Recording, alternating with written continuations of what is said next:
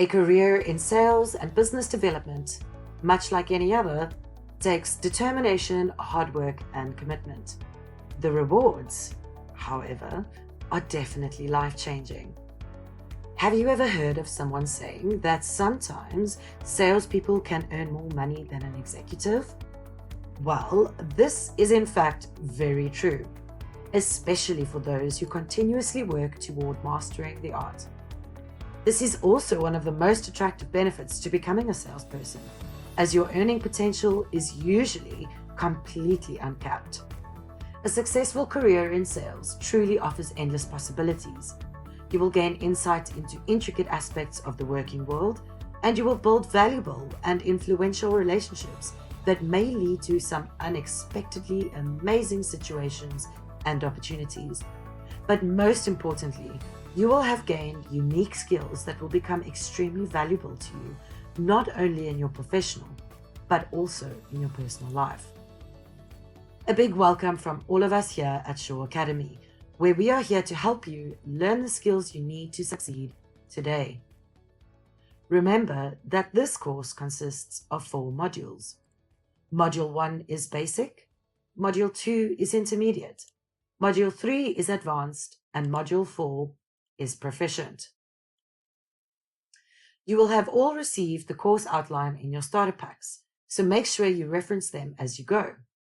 We will be keeping an eye on each of those practical skills and demonstrate how you are building them up with each lesson and each module. Hello again to everyone, and another huge welcome to Shaw Academy. Our mission here is to change lives by providing great education, which is accessible and affordable to everyone all over the world, giving you the flexibility to learn your way. We are globally recognized and align with the standards of education in countries all across the world. Let me introduce myself. My name is Vanessa, and I am the sales educator here at Shaw Academy. I have over 10 years of industry experience and have worked in a variety of settings, from retail to travel to artificial intelligence. My experience ranges from being recognized as a top achiever in multiple sales and business development roles through to sales leadership and training, as well as partnership management. I have also been instrumental at optimizing and implementing sales processes and infrastructure. Here's my favorite quote. And I can truly attest to the fact that having a profession in sales has definitely led to me realizing many of my small and my big dreams throughout my career. During this course, I will cover many facets of sales activities and skills. The relevance of what we'll cover may vary from person to person, depending on the type of sales role you are currently in or looking to begin with. But every lesson, right through to Module 4, will enable you with the knowledge and the know-how to develop any career relating to sales and business development. So let's have a look at our core objectives for today's lesson.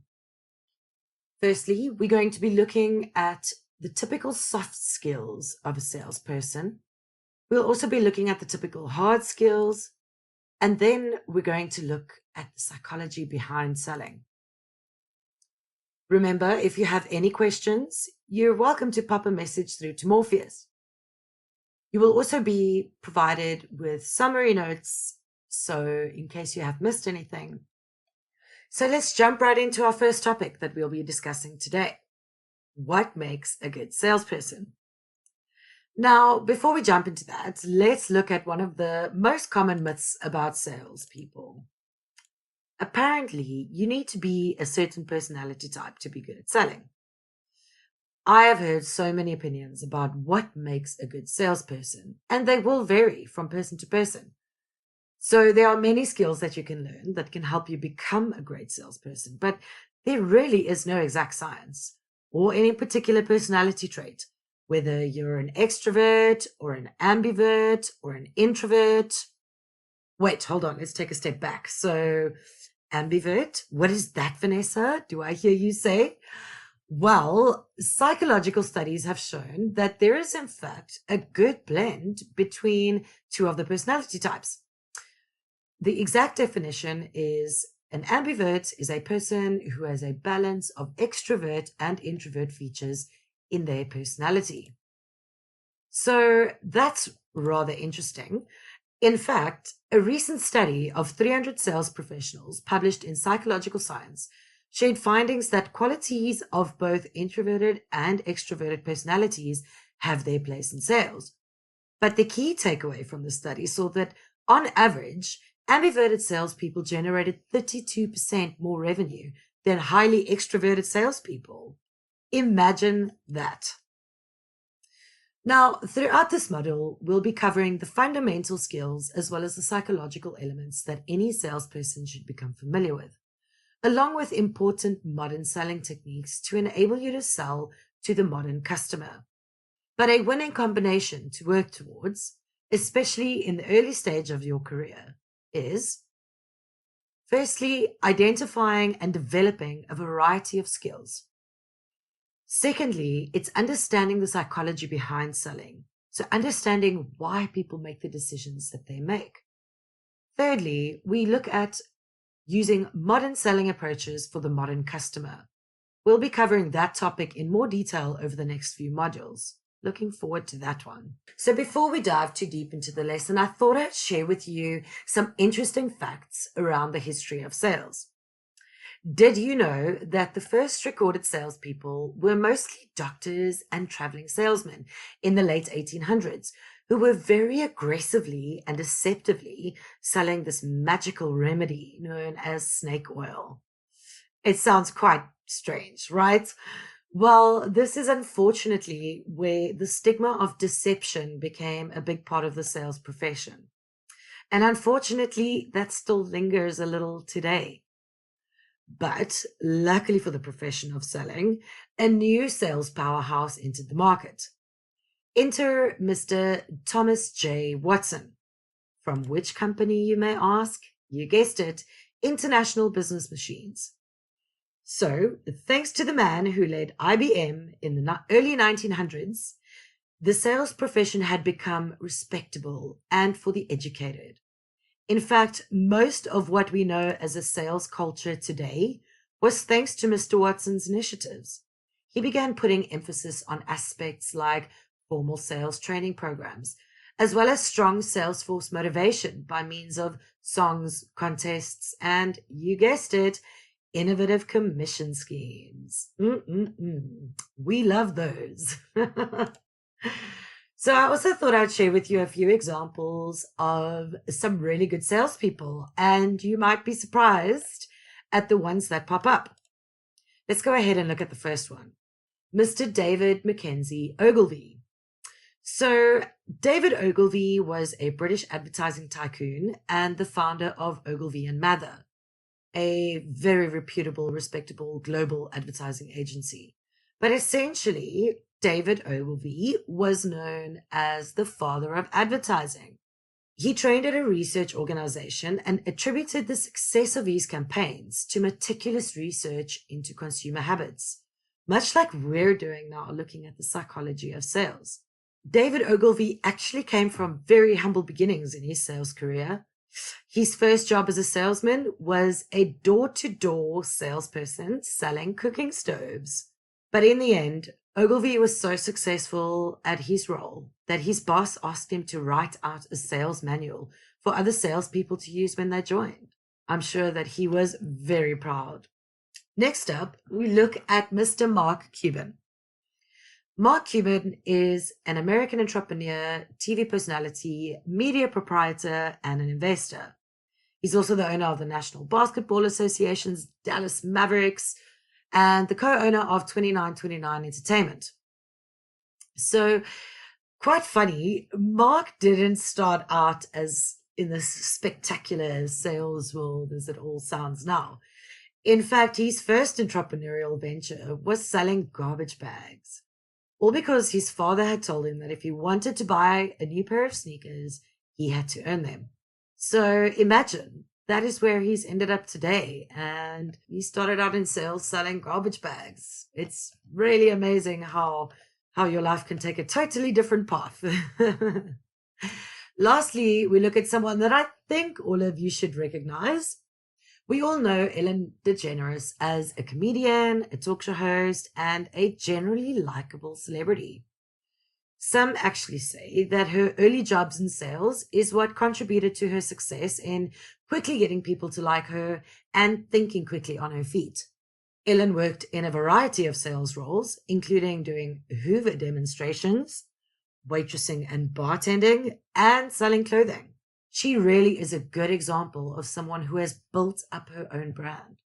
This is a topic that I'm very excited to cover with you later on in the course.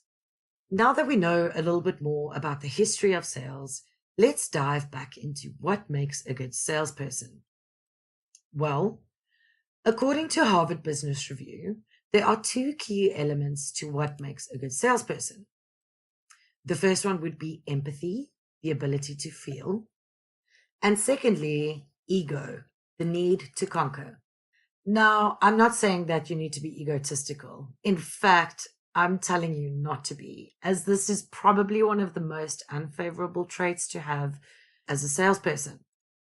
The need to conquer, however, is something that resonates with many people who have strong ambition to be successful in their lives. And this will be the driving factor to your greatest successes, no matter what circumstances you are from.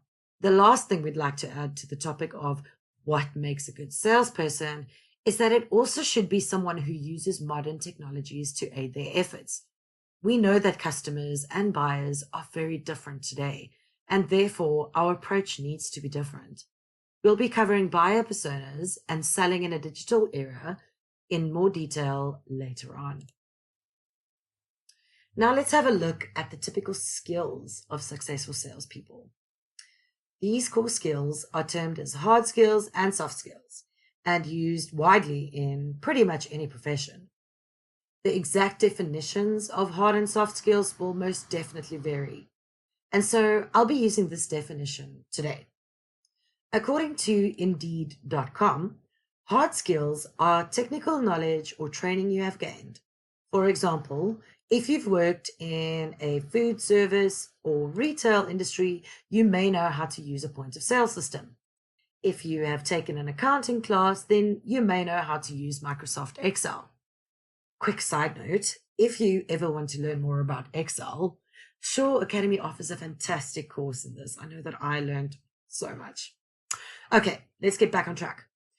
So those are typically what you look at when we speak about hard skills. Then we look at soft skills. Now, these are considered to be more personal traits and habits that shape how you work on your own and with others. For example, speaking clearly when prompted, that is an example of effective communication, a very valuable soft skill. Asking follow-up questions, that is an example of active listening, which we'll also cover a little bit later on. Now, let's take a high-level look at one of the more challenging hard skills in sales, cold calling. Dun, dun, dun. Some of you might have heard that sound of terror that I just sang to you.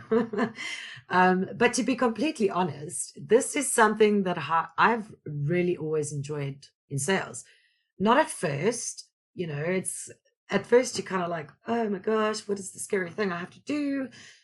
But once you've mastered this art and you are psychologically comfortable with it, then there is absolutely nothing holding you back. Most of the many successful salespeople I've worked with simply cannot wrap their heads around this activity or just don't want to do it. And that's really okay if this is not for you. There are many ways and means of communicating with your prospect. But sometimes this really is the most effective way just to reach out and get in touch. In fact, let's have a look at a few statistics around cold calling. So here's an interesting one. 82% of buyers said that they have accepted meetings with salespeople after a series of contacts, beginning with a sales cold call. The next interesting fact is that at least 50% of your prospects are not a good fit for what you sell. And really, again, this is where cold calling is a fantastic way to qualify as well as disqualifying a prospect. Remember, we want to get to a no quicker. We'll cover that in a bit more detail in the next module. But essentially, we want to know that is this customer or this prospect really a good fit for us? And we want to know it early on. The third one is that in reality, you have about 5 to 10 minutes to prove your value to a prospect. That's really what it takes. And making sure that you know what you're going to say is really important. So if you had to ask me what is kind of, Vanessa, give me one tip to keep in mind, or just give me a bit of kind of help me get through this whole cold calling thing that I need to go and do now. If there's one thing that I can say that you should always, always remember, here's a little secret for you. We're all human. Yes, that is correct. You may encounter the not so pleasant humans. I get that. But you also may encounter some of the loveliest people to speak with. So that is something just to keep in the back of your mind. The next important aspect to keep in mind before you start cold calling is, and by looking at that cat, can you guess what it would be? Determining your mood. So unlike cats, your mood actually reflects through your attitude. So cold calling will go really badly if you are simply not in the mood for it. This could be because you had a bad start to the day by finding that your tire is flat, or you may have just received some bad news. Now, as I said here, your mood always reflects through your attitude. And if you're not feeling it, move your cold calling out to later in the day, or better yet, to first thing tomorrow morning when you're fresh and motivated and ready to hit the phone. Just remember, never try and prospect if you're not feeling it. It will come across so strongly to the other person. Now, the next thing that's pretty important is asking questions. Now, asking the right question is not always easy. It is very important though.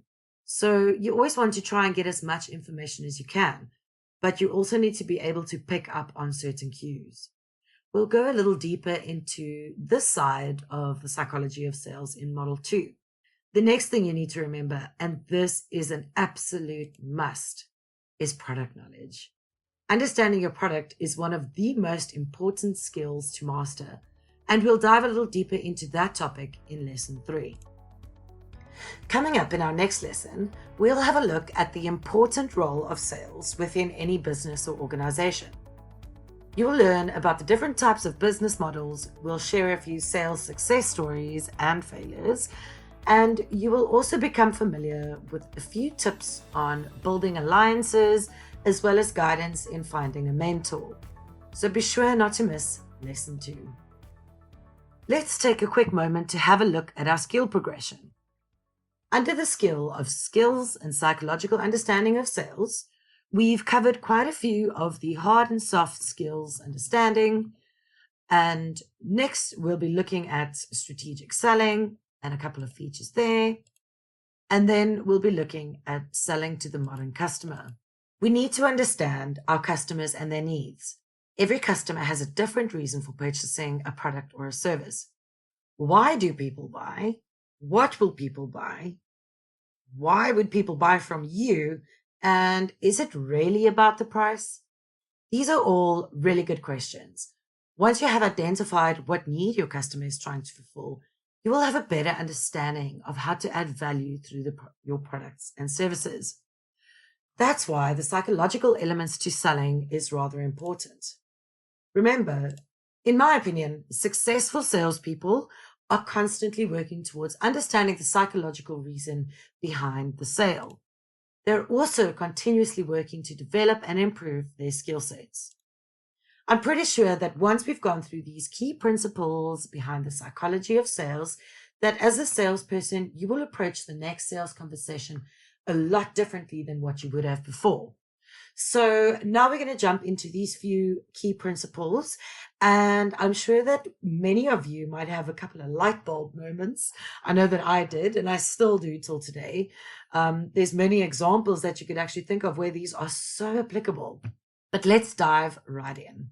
So we're going to go through 6 key principles in the psychology of sales in no particular order, but let's jump right into the first one: reciprocation or reciprocity. Try saying that 5 times quickly. But essentially, reciprocation is giving before you get, doing something for someone without expecting anything in return.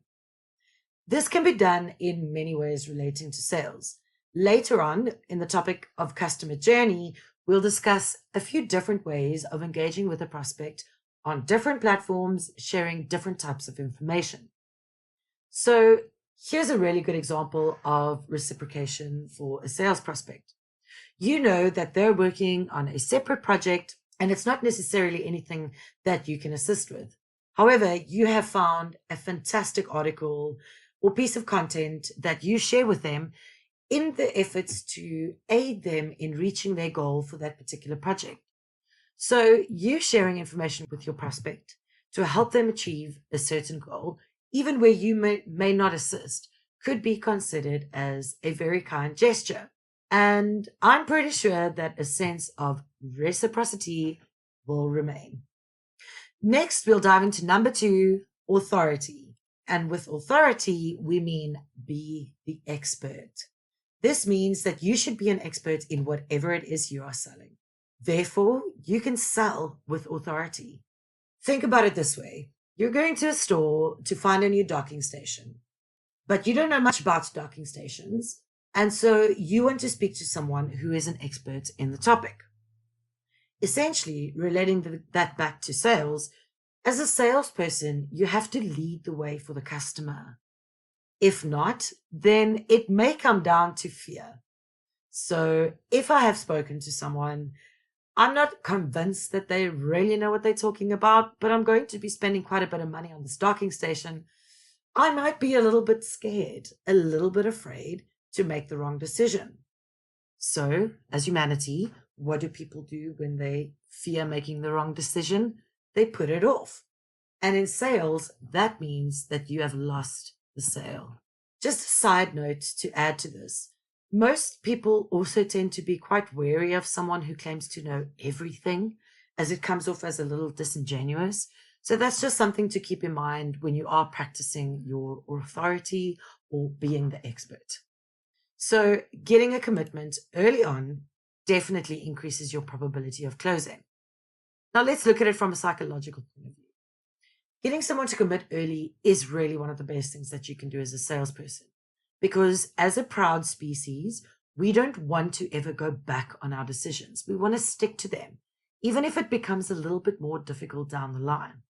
And so therefore, if you can get a customer to commit based on value and based on a really good deal for everyone, then that highly increases your probability of closing the deal. The next principle that we'll look at, scarcity. So this is a rather interesting one.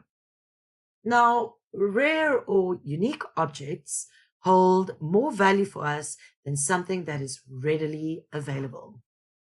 This is why people are willing to spend hundreds of thousands on pieces of art, for example, that nobody else has, because it's something that is scarce. But the principle of scarcity has a deeper meaning to us as human beings. As a general rule, we are more motivated to take action when we are going to lose something, rather than taking action in order to gain something.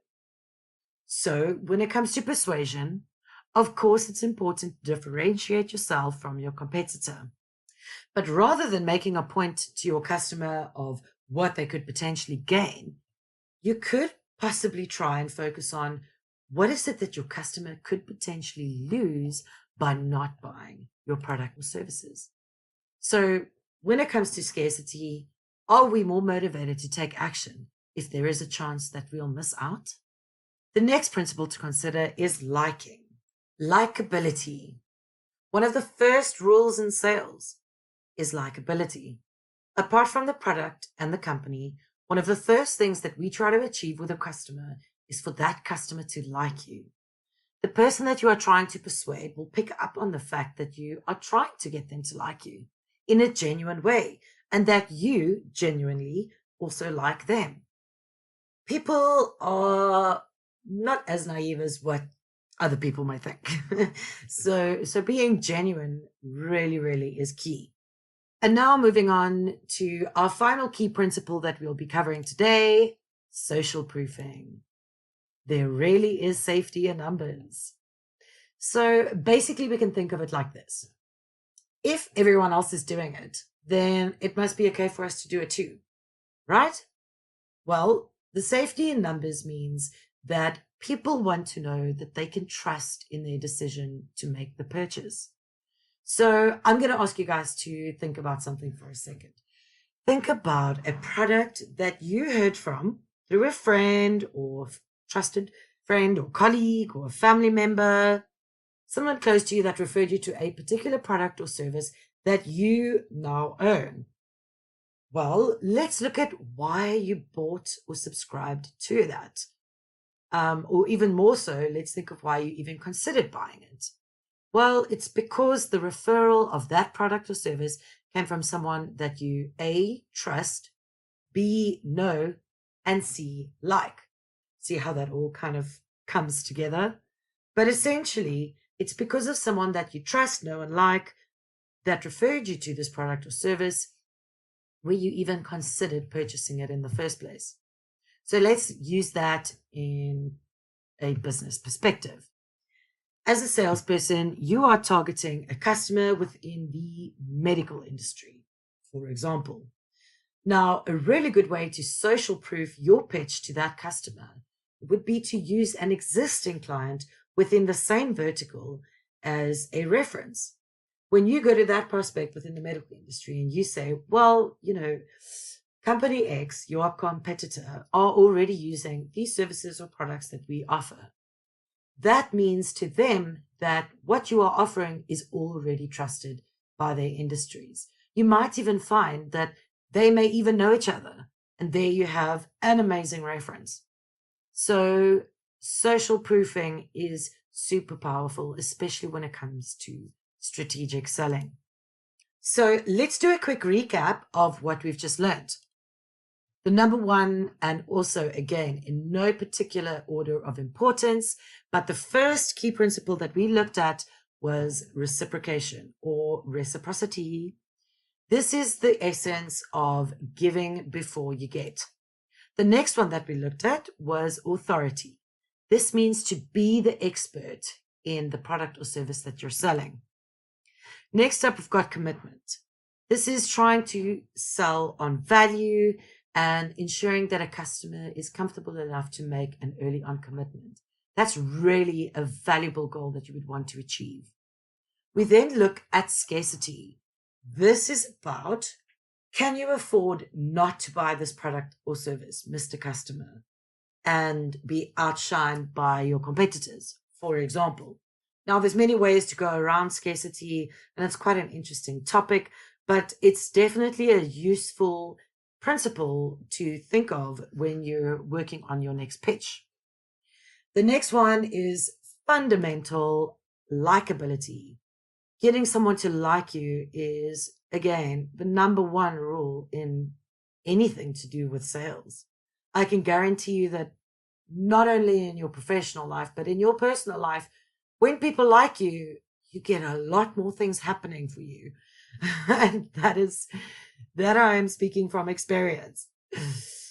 The last thing that we look at is social proof. So social proofing your product or your service, really taking it out into saying that, you know what, your competitors or your industry peers are actually using X, Y, and Z of our products and services. Again, that links to scarcity. If your competitors are using this, can you afford not to be using this? Try and get that early on commitment. And remember to be authoritative in what you are saying. Don't be too wise, but be the expert. If you do things that are reciprocal, share information that's not necessarily beneficial to you as a salesperson, you will get that likability. I can guarantee you that.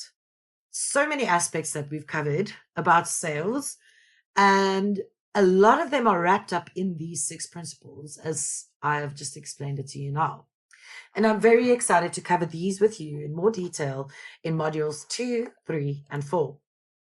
So, with all that interesting information locked securely in your brain, don't forget that all the summary notes and slides are available in your toolkit. It is really worthwhile to keep these as a resource for your lessons, for during your lessons, as well as reference material once you are done with the course. But no sneak peeks. The lesson notes will only become available after you have attended your class or caught up with the lessons. Remember, you can always change your class date and time so that it's convenient for you. And should you feel the need, you can restart the course. Or you can watch a lesson to reference back to it at any time. And with that, we're at the end of your very first lesson for your professional diploma in sales. How did it go? As we said, in lesson 2, we will be looking at the role of sales within an organization, as well as touching on points on finding your mentor and building alliances. We look forward to seeing you there. It is vital that you know more about the role of sales because it will help you understand, firstly, the importance of the salesperson, secondly, how to build alliances and find mentorship, as well as potentially helping you guide your career in sales.